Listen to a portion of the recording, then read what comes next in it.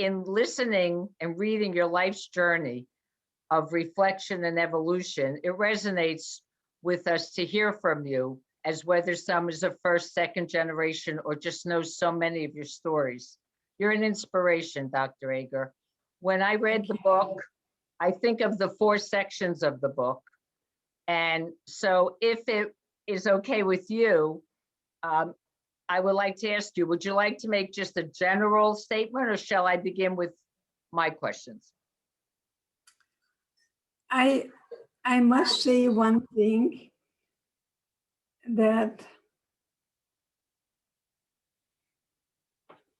what happened is not comparable to anything, because never in a history of mankind 15 highly educated people were celebrating that they can put 30,000 Jews in the oven in one day. And that's why, unfortunately, we have genocide as we speak. But I want to be sure that that I'm going to say that our ancestors didn't have it as good as I did or you do. But you know what? They never gave up. And I carry that blood who refuses to ever allow anybody to get to my spirit. So I want to empower people. I want to be your ophthalmologist, so I can help you to see the you that is unique and one of a kind, and the Chabad family that I believe are the most beautiful ambassadors for peace, and how to unite, how they take anybody. I do have a son after 2 girls, and my son was, of course, very welcome, because my husband said, finally, the Rabbi Akiva Eger, okay, and I have a son. But my son did not develop the same way as my daughters. He didn't sit up, he didn't walk, he could hardly speak anything. And I got a second opinion to go to Johns Hopkins, and a beautiful neurologist told me that, mother, your son is not retarded. You're gonna help him to do anything in the power that you have, and then he is going to be doing anything anybody else does. It's just going to take him longer to get there. Yes. That was in 1960. And my son, John, graduated as a top 10 student from the University of Texas. Yes. So that's why, you see, we come from the blood of our ancestors, that we never give up and find something positive.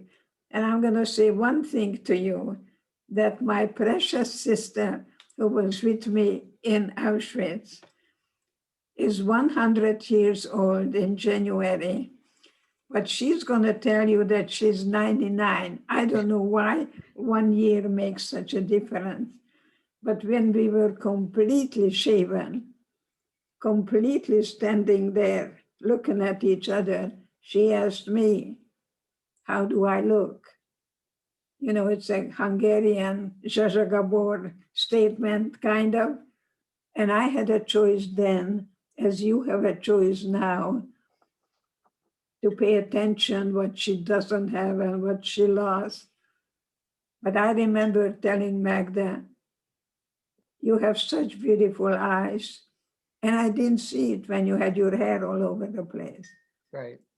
So find that something that made everything to her, that it was okay to stand there in your nakedness, because you still have the beautiful eyes and you can smile your eyes all the time. So I feel very honored to be part of the family of the Chabad. You know, Dr. Ager, your message, in when people hear you speak or when they read your book, is just such an inspiration, because when you were imprisoned, all right, you were there. And I know when you first came to Auschwitz with your family, and I read about the separation and how your mother said, we don't know where we're going. We don't know what's going to happen, but they can't take away from you what you put in your mind. And when you went back later, you said that again in the book, and it really resonates from your journey and your path in life to where you came. Yes. I think it's very important for us to, my daughter calls it ED-isms, and one of them is that the opposite of depression is expression. What Right. comes out of your body doesn't make you ill. So I am so blessed to be able to tell people not what happened, but anything that happens in life becomes an opportunity to discover your inner resources. That was given to me by my ballet master, who told me that all ecstasy in life has to come from inside out. So I am so blessed to be interviewed by a woman of strength like you. And don't think I missed the ballerina behind you. I think Yes. it is it is a beautiful, sight to see right behind you, because I know how important dance was and is in your life, and the freedom you. The two ballerinas from that. Okay. Yeah. When I was in Israel, I was in Swat, and Swat is a village with full of artists. And I'm going to show you what I got in Israel. That I am always dancing. I'm always, look at that. I don't know. Oh, it's beautiful. This is from Swat. But for me, I was thinking how it appears that the dance always gave you a sense of freedom, and to express yourself in a free way. So even when you were required, let's say, to dance for Mengele, you still seem to feel freedom. Your spirit shines through you. It just truly does. At night, I was dancing. They could not ever take that in the daytime. I did everything I was told to do, because even when they took my blood, I asked, why do you take my blood? And he said, to aid the German soldiers so we can win the war and take over the world. I couldn't yank my arm away. Maybe I won't be here telling you about it, but I said to myself, what a stupid thing you're saying. With my blood, you're going to win the war? And so I think we had to have humor. We had to have some ways of not allowing. Right. Even the enemy objectified us. I was told every day I'm never going to get out of here alive because I'm subhuman and I'm cancer to society. Right. So you see, I just want to say that don't react, learn how to respond. Mm-hmm. And just say to someone, especially in English, when you're angry, you're going to hear the word you. That's what I tell the children in school. You stupid, and you. Right. And I say, just take a deep breath, just take another deep breath, and say, thank you for your opinion. That's it. But don't, someone throws out the rope, don't pick it up. It takes two to fight, it takes one to stop it. So my mother told me not to be smart, but to be wise. Mm-hmm. And when I see the rabbi, I'm thinking, there is a wise person who thinks that he makes all the decisions at home. Right. Yes. And go watch on the roof and tells you who's going to really making the roof. Absolutely. She makes him feel king in a house. In the first section of the choice, where you describe the prison, the physical prison that you were in. And then, really, I mean, when you came out of there and that escape portion, the second portion of the book, and when you and Magda returned back to your town, how do you pronounce it? Is it Kosik? It was Košice, and Czechoslovakia. Hungary was Kasia. And when I was with Elie Wiesel, I liked someone to do some research because he thought we were on the same transport going to Auschwitz, May 1944. And so if anybody does the research, I'll do I it. would. I'll do it. And I'm in. I'm Thank going to you. check. I'm going to Many check and see. many people asked me to write a book for many years. And automatically I said, I have nothing to say. I have Oh. nothing to. And then Philip Zimbardo from Stanford sat me down and said, Edie, the survivors who are famous are all men. We need a female voice. And he Look at just that. touched me enough. I said, you know what? That's really a good reason to have a female voice and let you know that we all have a story, but we're not. I just want to say, the book is written beautifully. See, I'm an English teacher, so it's just beautiful. You have metaphors there and your use of language. It's really beautiful. When you returned home with Magda and your sister Clara was there, the way, just how you expressed the reunion, and it was amazing that she was hidden, but yet at least the three of you could come back together. We had one pair of shoes.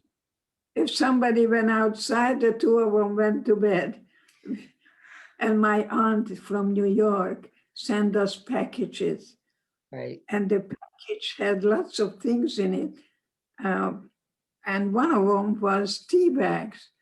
And we made like 100 teas out of one bag. Right. And there was this something, it's called Crisco. We had no idea what to do with Crisco. Right. Something you use and cook with.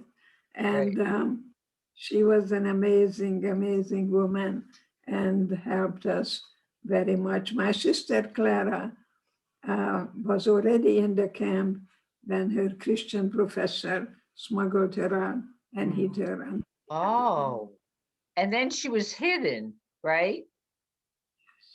Yes. That's yes. amazing. And I don't think she would have made it in Auschwitz.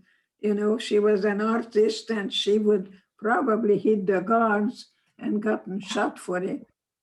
Yeah, she didn't think twice. And you really had to do that to learn how to respond and not to react. When I read about in that portion, when you met, and I may mispronounce your husband, is it pronounced Bela? Bela, Bela. Hungarian. My father's Hungarian. Yeah. Oh, like Bela Lugosi. Okay. So when you talked about getting married, you were 19. You had Marianne while you were still there. And when you were supposed to immigrate to Israel, but you put away this way to go to America. And that part where you sat your husband down and told him, can you just share a little bit about that? Talk about strength of character. It was the hardest thing for me because my friend knew me well, and my boyfriend and I were very committed Zionists. And we would go to Palestine and fight. We belonged to the Bethar. But my best friend told me that they live in a tent in 1949, and if I have a chance not to take my 1.5-year-old girl. And that's why I told him that he can go. And we lost everything.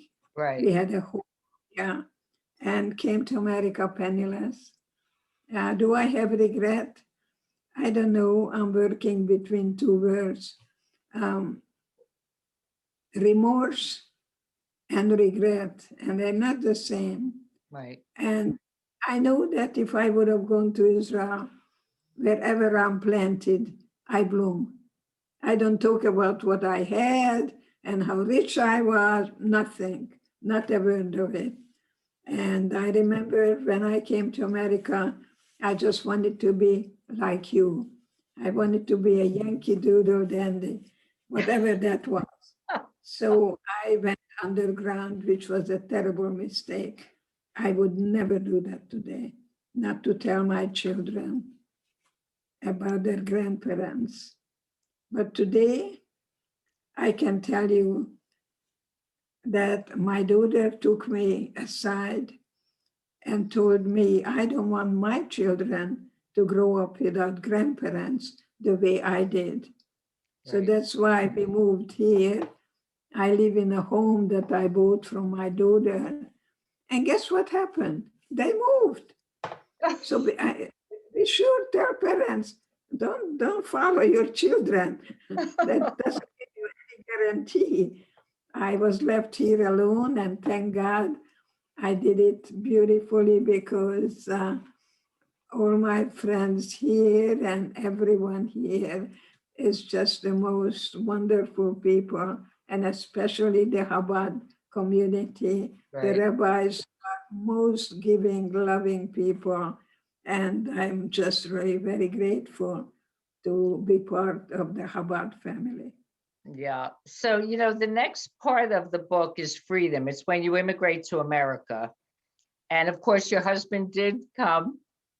And there was a line you wrote that when you came down the ramp, when you first arrived in America, you wrote, I was already wearing a mask.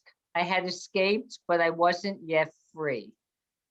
And it's such a meaningful line. It's Okay. so meaningful, you know? Thank I just think it talks about, there's the Langston Hughes poem, We Wear a Mask, how different, like we wear masks. And you're just so reflective and in making choices. Because when you first came here, you had a lot of struggles in America. you. And I worked in a factory. I worked in a factory called Gerbler and Gerbler, cutting of threads of boxer shorts, 7 cents a dozen. So I worked very, very fast, so I wouldn't have to lose time going to the bathroom. Right. But when Were I you a went to the marker? You were a marker? no cutting of Oh, cutting. yeah. Yeah. My mother was a When marker, that's why. But you had 2 children, and I know you moved. Your husband, you talk about, he struggled also because he was angry. He couldn't get his CPA. Um, I, but then you I end up in El Paso. yes, and we worked together, and I became a good accountant myself, and we studied until finally he passed the CPA test. And he had many clients who were survivors, and he took Oh, Yiddish with them, not English. And they would tell them anything and everything. And my husband was a very brilliant CPA. But my story is about people ask me, did you love your husband? And I said, well, I was 17 when I met my husband. I was very skinny. I was very hungry, and I was very lonely. So this guy bought me Hungarian salami. So I married him. but he was like my father or my son, and vice versa. And then people say, but you went back to him. No, I was a woman marrying a man.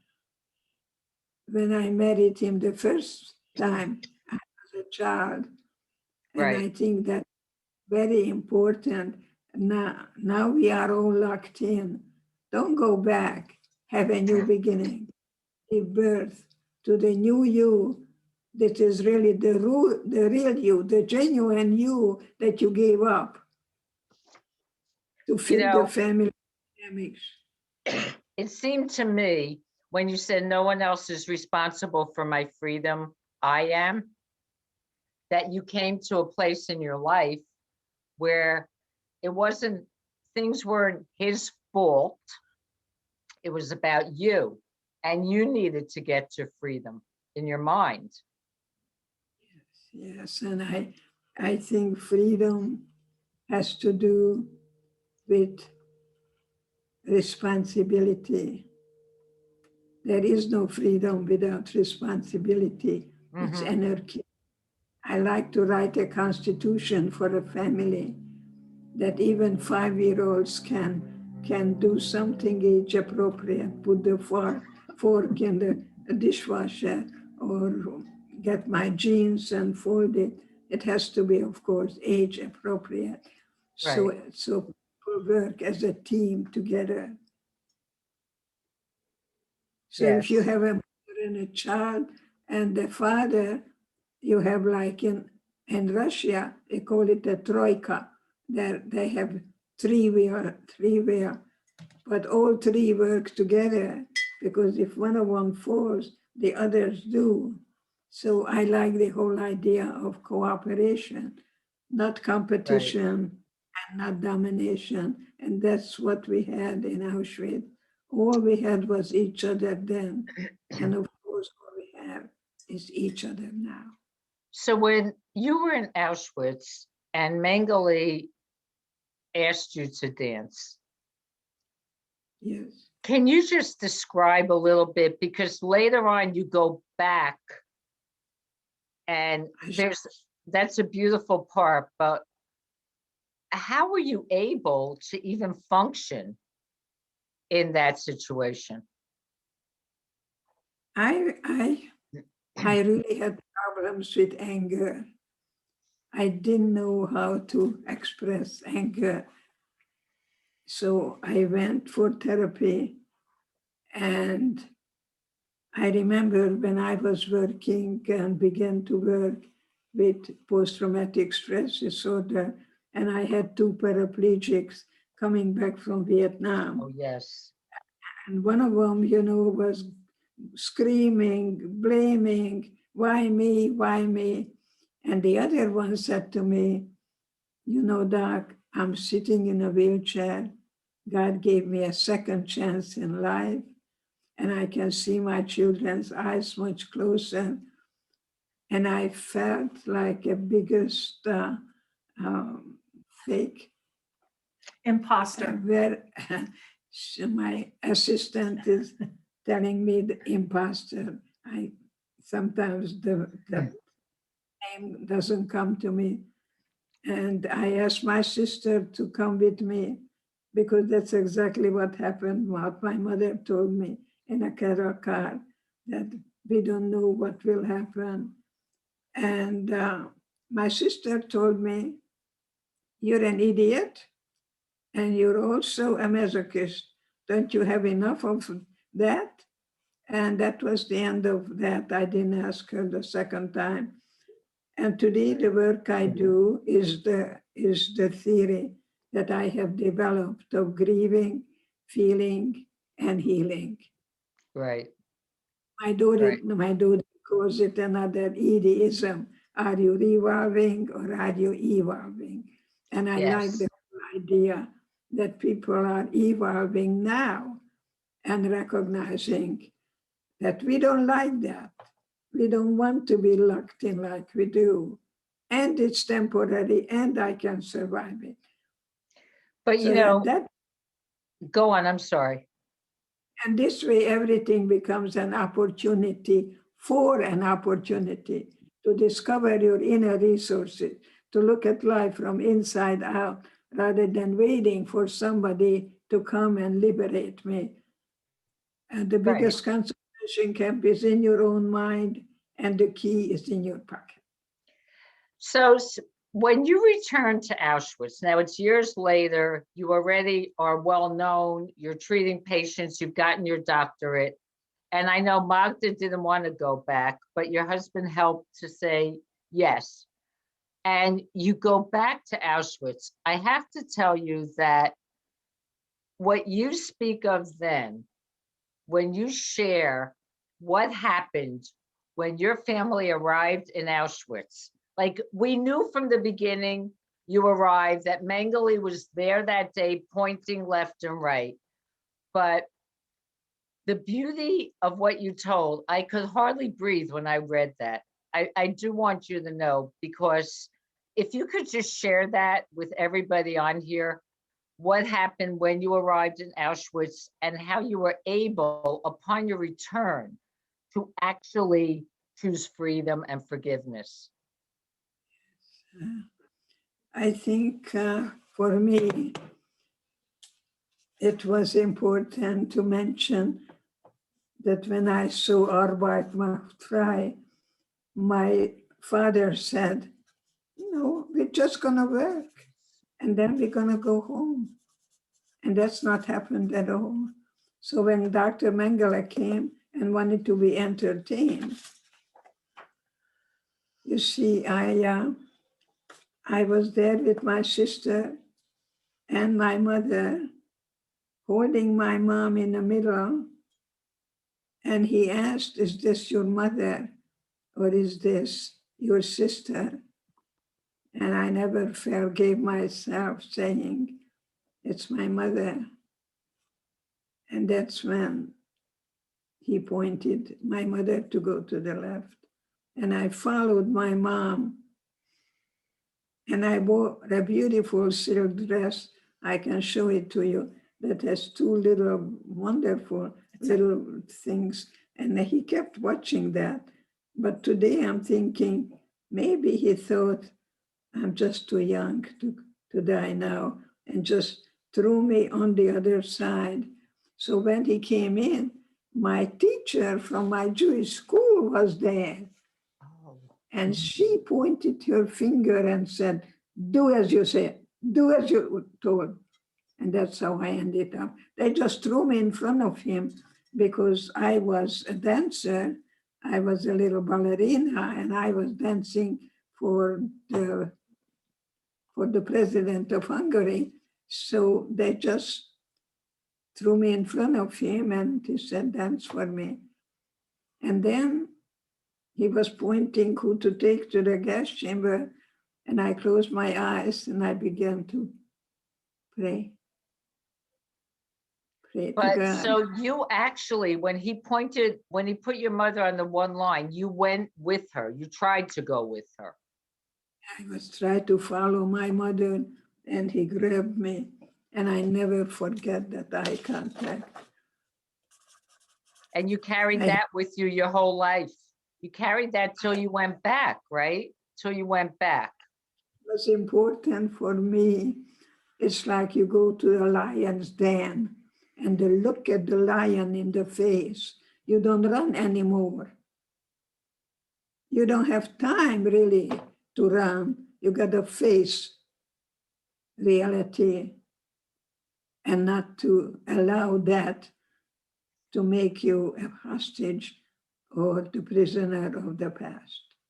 So did you feel after you returned to Auschwitz and kind of accepted the forgiveness, Yes. was it a big healing step for you? I don't think I have any godly talents to forgive anybody. Hmm. Forgiveness to me is a gift that I release the part in me that is still allowed the past to control me. Okay. So it's not me forgiving anybody, it's me reclaiming my innocence, Yeah. my true self, that I'm not a victim. It's not my identity. I was victimized. Right. It's not who I am, it's what was done to me. So it's not me forgiving the Nazis. I don't have such godly power, please. Right. But I know that there is a Nazi in every one of us, and there is goodness and kindness.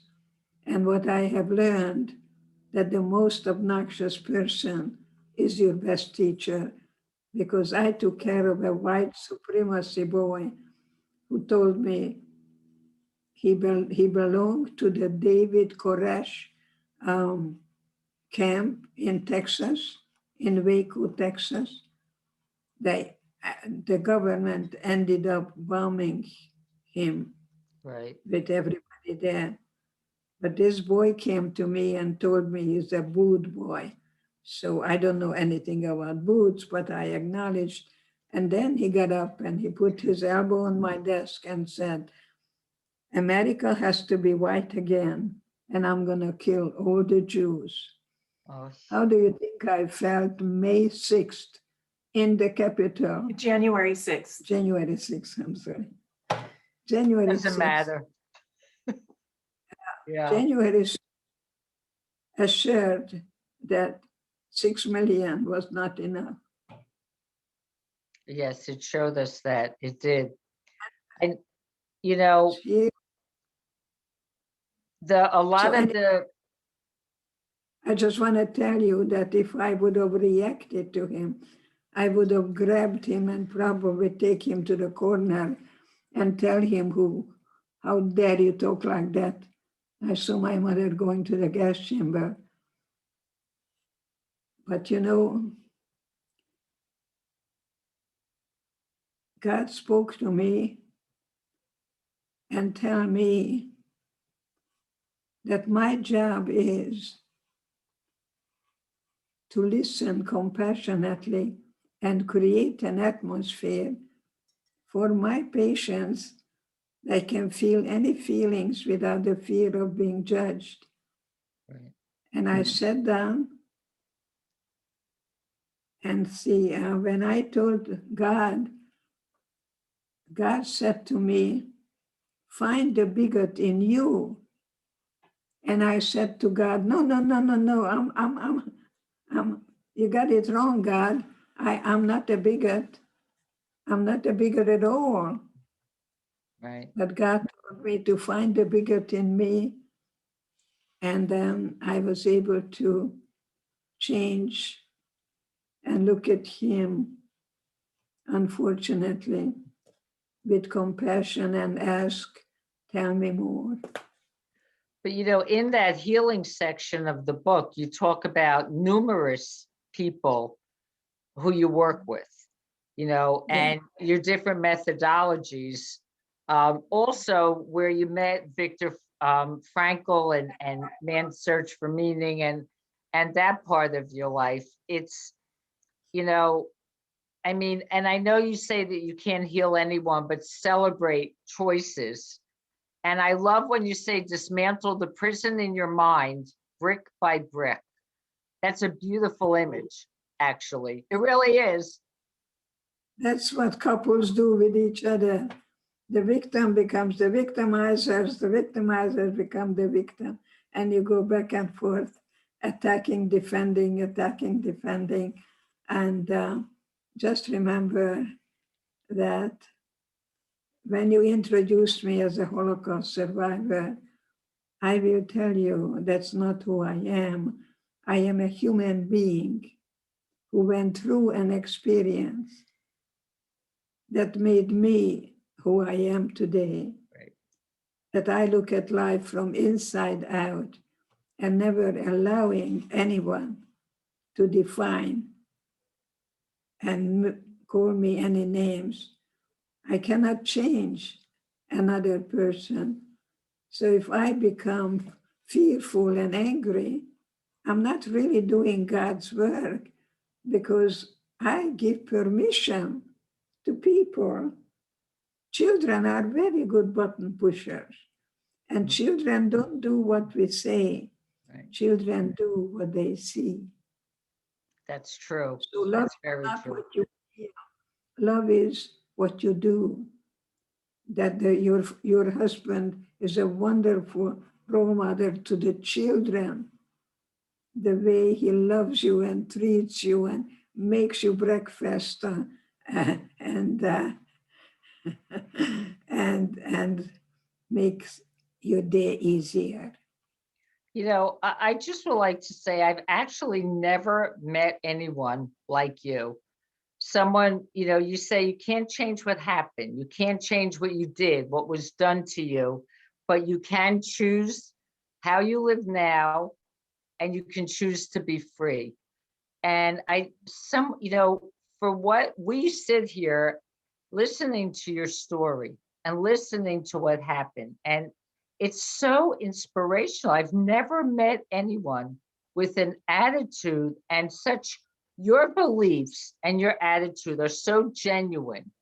Like it just emanates from you, you know, that Thank you. this is who you are. And it just inspires me, Thank really. you. You never give up, just like your ancestors. They walked 40 some years. The rabbi knows much more about it than I do and never gave up. So there is hope in hopelessness. If you look at your birth certificate, life is not easy. There is no guarantee, there is no certainty, but there is probability. I'm counting on that. That if I choose everything in life as an opportunity to discover my inner strength and be very selective, who's going to get my anger, I think you can give birth to your genuine self that you may have given up early on in life. And you know what? When firstborn children marry, they're gonna have a power struggle because they both want to be right. Yeah. I don't know. I'm the youngest of four, so You know how you call the youngest? what? Charming manipulators. Nishmir, Dr. Hager. Well, on top of that, I'm the only girl. Three Huh? older brothers. Yeah. Dr. Hager, you're an inspiration to all of us who have the privilege of listening to you this evening. And, you know, if you ever call me again, I want to know. I can't remember. My father used to say when he was annoyed, Hajman Bakit. That's what does that mean? Leave me alone? I can't remember. In Hungarian. Listen, we have so many people who have questions they would like to ask you. And Okay. thank That's you for making my life better. I'm telling you. So I'm going to turn it back to Rabbi Levy or Rabbi Galperin. They have people just have so much they'd like to ask you. So we're going to go to that right now. Thank you. Thank you. Thank you very much, Jane. Shalom. Thank you very much, Dr. Eager, for your inspiring words. And Hashem should give you the koyach, the strength to continue to Amen. inspire for many, many long years, and especially the youth, especially the next generation. It's so super important that they hear and know the stories.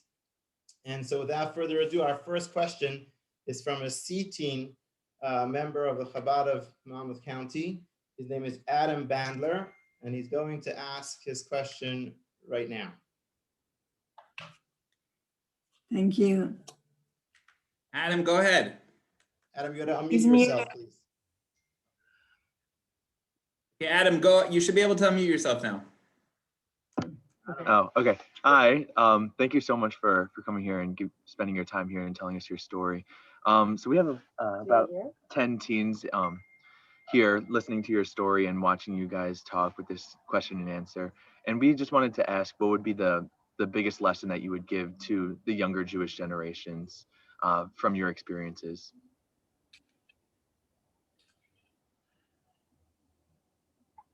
You know, every year in Passover, I'm remembering the last one. And I'm the youngest in my family, so I was reading um, the, the youngest child. And my father got up and kissed us over our heads. And then we went to sleep, and then was a knock on the door and carried us out. And ultimately, we ended up in Auschwitz. So I never forget what happened. I don't try to understand. That word to me is too academic. That's why we call men thick-headed. They always want to understand things, you know. I think part of me was left in Auschwitz. Not the bigger part, not the better part.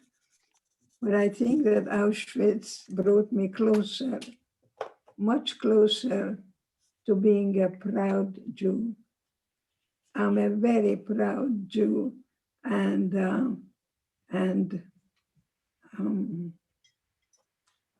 I'm also very proud to be the role model for the younger people, not to worry about the numbers, because when I was 40, my supervisor told me to get a doctorate, and I told him, it's impossible. By the time I get a doctorate, I'll be 50. And he said, you'll be 50 anyway. So I think the chronological numbers doesn't mean a thing. At 93, I give up 3 things. Number 1, I give up the need for other people's approval of me. If you like me, fine. But if I come to you and tell you, I hope you like to get to know me, I would really like to get to know you, and you tell me, thank you very much, and I'm really not interested. So what happened? You used the best English 4-letter word, risk. I asked you what I wanted, and I didn't get it. So I'm disappointed, but not discouraged. You see, who said that I should get what I want when you want it? I also give up the need to please everyone. I am who I am, but most of all, if you are a perfectionist, take a good look at that personality, because you want to be more than human, and you're going to procrastinate. And you're going to be like Scarlett O'Hara, I'll think about it tomorrow. I'll think about it tomorrow. And so I think it's good to be an ambassador for peace. And that's the way I see that I am able to tell young people to stay in school. And love is hopefully that you can be the one of a kind. There'll never be another you. Thank you very much. We're now going to move to Dr. Ken Remsen from the Chabad of Passaic County. If you can unmute yourself, there you go. You could ask your question. Yes. Thank you, Dr. Eager. Can you hear me okay? Yes. Thank you. Yes. I just want to say my wife and my 5 children are watching, and I wish we had Zoom 20 years ago. I could have used your psychology services for the family and saved us a fortune. Now, my question is this. I read the choice, and there is a repeated inner vision that you speak of, and I'm going to quote from the book that both before Auschwitz and during Auschwitz, there was a constant inner light, a part of you that always feasted and danced, that never relinquished the longing for life, and that you found hope and faith even when surrounded by starvation, torture, and death. And that you constantly worked to develop this inner voice, that basically offered an alternative story. And this is the quotes from the choice. So my question for you is, you are certainly in the minority, and this is a very special quality that you were able to develop. Were you able to instill that in others at the time, that your peers that were, on the verge of completely giving up all hope? I know after I was liberated, they put me in a cast. And so I could hardly speak. My lung was filled with water. And while I was in Auschwitz, I said to myself, if I survive today, then tomorrow I'm going to see my boyfriend. And I'm going to say to him that he told me I have beautiful eyes and beautiful hands.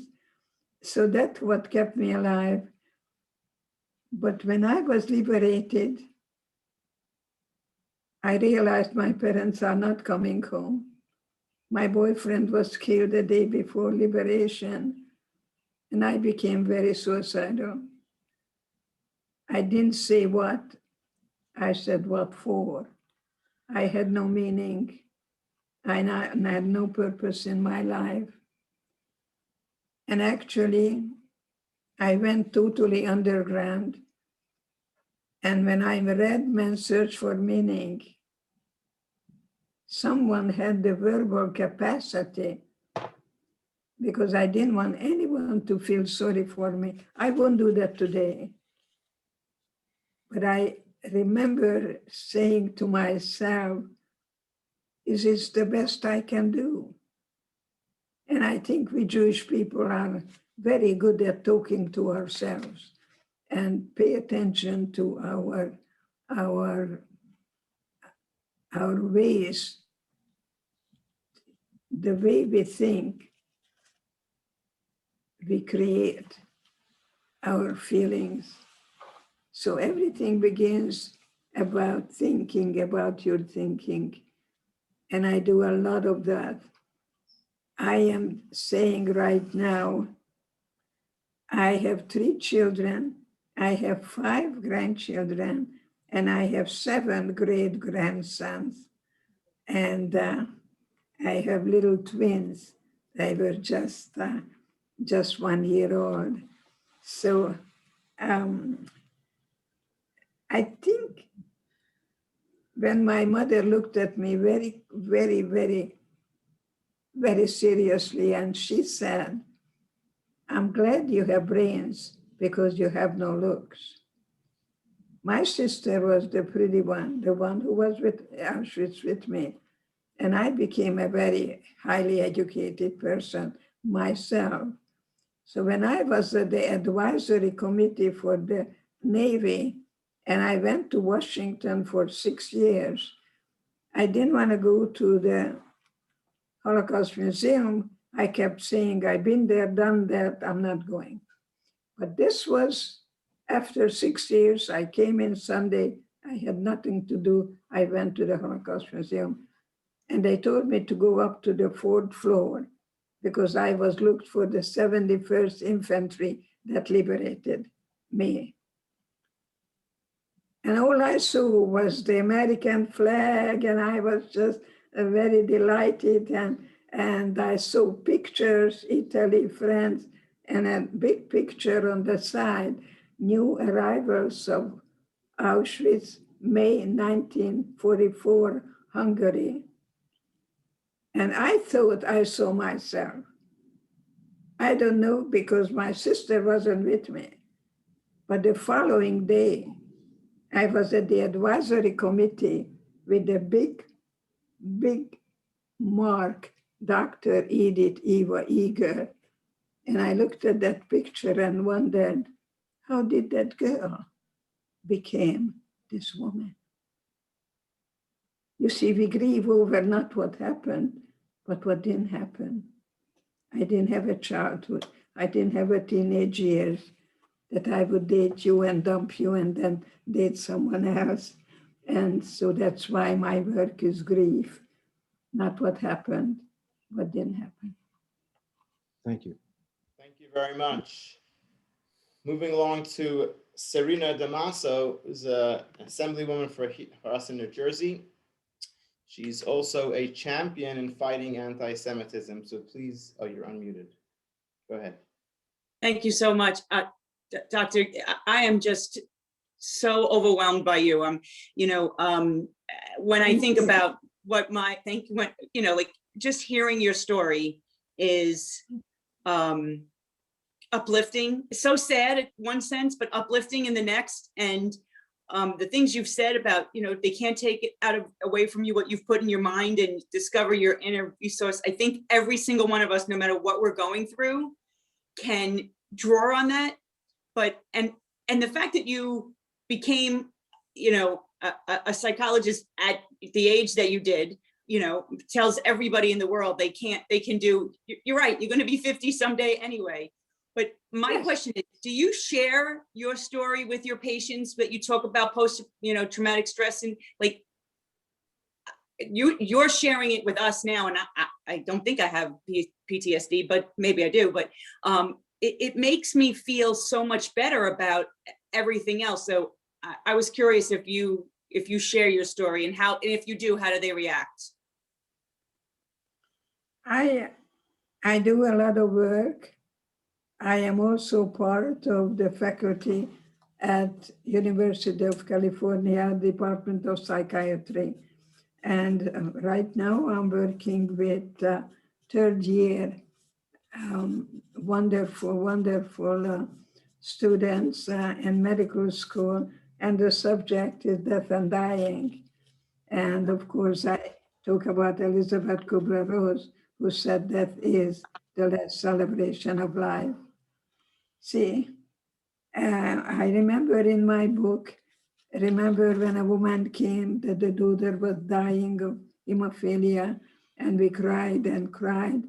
And the next hour, another woman comes in, same crying, because her Cadillac came in and it was not the color that she ordered. So do you think I'm gonna tell her, you should have been here an hour ago, you stupid mother? No, no, no, I don't, because I really believe that God gave us 2 ears and 1 mouth, so we can talk less and listen more.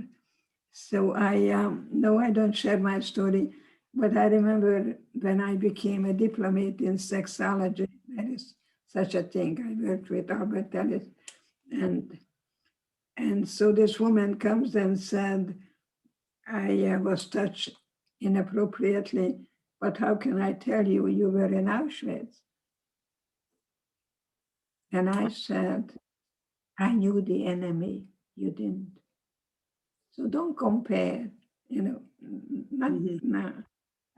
to you is what it is. And for me is an opportunity, a schoolroom, that I learned to go beyond the me. Because all we had was each other then, and all we have is each other now. I love your beautiful hair. Oh, thank you. I was just about to tell you, I think you're beautiful too, both inside and out. And I'm going to have my hair done.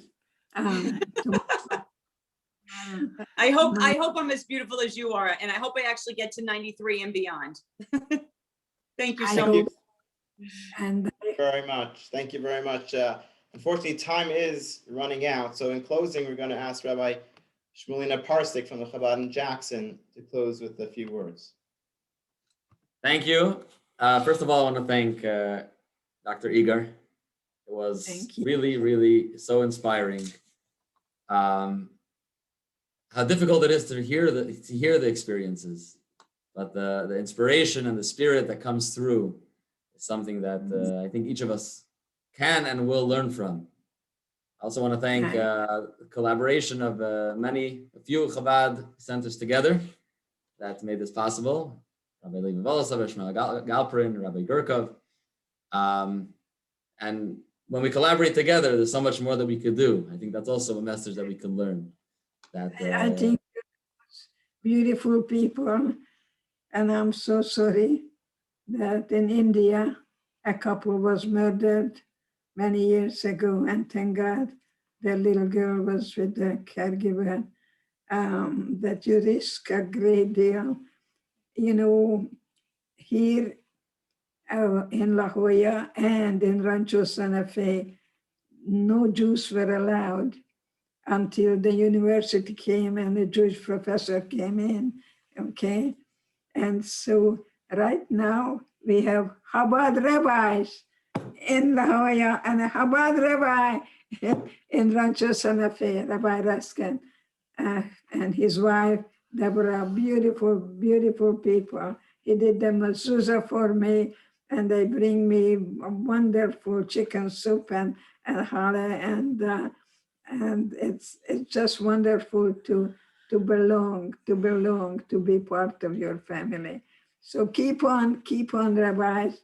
You know, you're the chosen one, and we're going to form a human family, and we can empower each other without differences. So I can be I and you can be you, but together we're going to be much stronger than me alone. Such a strong message. Thank you. Now you mentioned before about looking forward, not letting the past define you, looking forward to what you could expect in the future. And like you mentioned, you know, right after going through all of your experiences, you felt that there was no future. And now looking back with your children, your grandchildren, great grandchildren, which you would never have imagined at that point. As a nation. In Jerusalem, my daughter and I put a Hungarian recipe called palacinta, and we got very positive results. I think that's the story of our nation. Our nation started off in Egypt as slaves. And like you mentioned before, the Seder, we came out, and throughout our history, we've always been looking to the future, always been looking to a better, a brighter future, which is, you know, ultimately with the promise of the prophets that we have, that there will always be a future ahead with the coming of Mashiach. That's something that we're always looking forward to. Exactly. And I honor you so much for being a learned, beautiful, wonderful rabbi, that I want to give you all the support and all my love. And I know that your community value your wonderful being, and so do I. So I consider it a really gift of God being with you today. Thank you.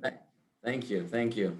Fine. Thank you very, very much, Dr. Agar. I understand that. I just want to let everybody know, because there's a lot of, I mean, if you didn't read the book yet, there is obviously you're missing the whole story. You want to get the whole story, the full picture.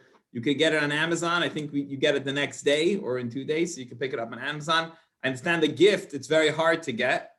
Right now, it's only available in German language, somebody told me at the moment, but I'm sure it'll be available soon.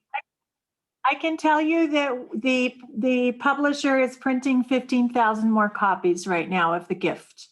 Okay, great. Excellent. Thank you very, very much, Dr. Agar. We really, really appreciate it. And many, many more years to continue the amazing work that you're doing. Keep growing, keep blossoming. Thank you. Thank you.